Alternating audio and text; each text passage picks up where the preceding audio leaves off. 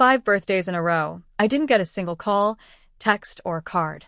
No balloons, no flowers, no happy birthday whispered across the dinner table. Just empty chairs, muted notifications, and the quiet echo of disappointment. My friends tried to reach out, but even they eventually stopped.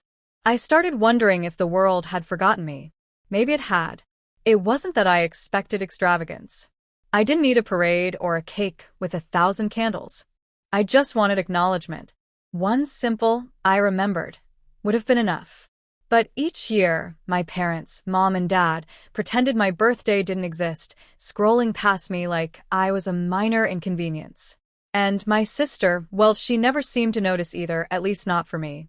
So I stopped. I stopped texting, stopped calling, stopped asking. I stopped caring, or at least I told myself I did. I started living in the small bubble I'd built around myself, accepting that love sometimes came in absence, and birthdays were just dates. Then, one Sunday, the usual scrolling boredom led me to my sister's Instagram. I didn't even intend to look. But there she was, smiling like the sun itself had conspired with her happiness, sitting behind the wheel of a brand new, bar-wrapped car. The caption? "Thank you, Mom and Dad." Time froze. The world tilted sideways. My chest felt tight, my hands cold. I stared at the screen as if it would morph, disappear, or reveal some cruel mistake. But there it was. 5 years of birthdays ignored, 5 years of invisibility, while she, a decade younger, less demanding, less complicated, was lavished with everything I had secretly craved. I didn't cry. Not yet. But a white-hot fury welled inside me, a storm I could no longer contain. My parents hadn't just forgotten me. They had chosen to forget me, and they'd celebrated my sister instead. My mother's favorite, the golden child, the one who never needed reminding. I went cold. I went silent. I cut them all off, blocked their numbers, unfollowed them, and erased the thought of them from my life, like someone scraping a stubborn stain off the wall. Emails went unanswered. Calls went straight to voicemail. I was done. They wouldn't hurt me again. The week that followed was eerily quiet. I spent evenings in my apartment, curled up with a blanket, reading old journals and listening to music that made me feel both small and infinite. I had reclaimed my life from the shadow of disappointment. I was untouchable, unbothered, and yet empty. And then she appeared. A knock at the door, soft, hesitant, almost apologetic. My heart stuttered as I peered through the peephole. My mother stood there, trembling, eyes red, lips quivering. She looked small, diminished, vulnerable in a way I had never seen before. In her hands was nothing. No gifts, no cards, no fanfare. Just herself, bare and human, her tears glistening like dew in the morning light. "Can we talk?" she whispered, voice cracking, shaking with something I couldn't name, fear, regret, or maybe love. I wanted to slam the door.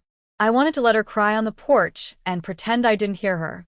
I wanted to let the years of neglect cement themselves into armor around my heart. But something, a tiny, fragile piece of me, hesitated. "You knew," I said finally, voice low, steady but brittle. "You knew every birthday, for 5 years. And you did nothing."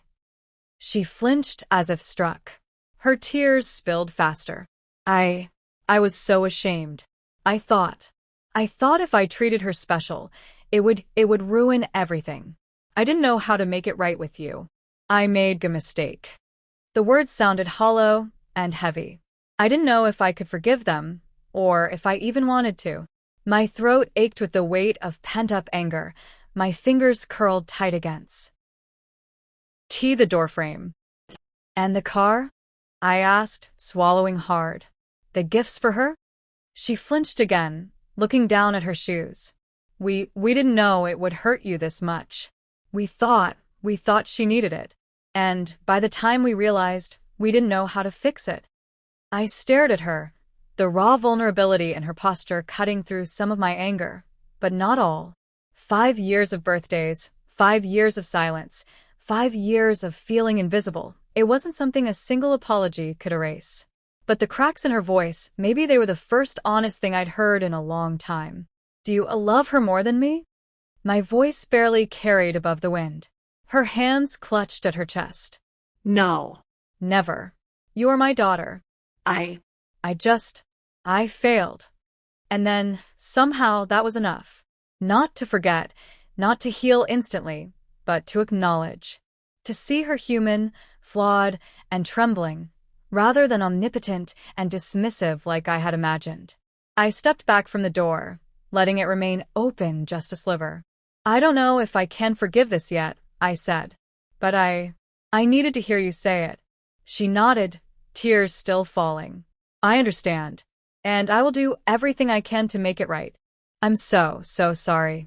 For the first time in years, I let my breath out slowly, feeling the tension in my chest ease, if only slightly. There was no gift, no apology big enough to make up for half a decade of neglect, but there was recognition. And sometimes, recognition is the first step toward love. She stayed on the porch for a long while, saying nothing, letting me absorb her presence, letting me decide what I wanted to do next.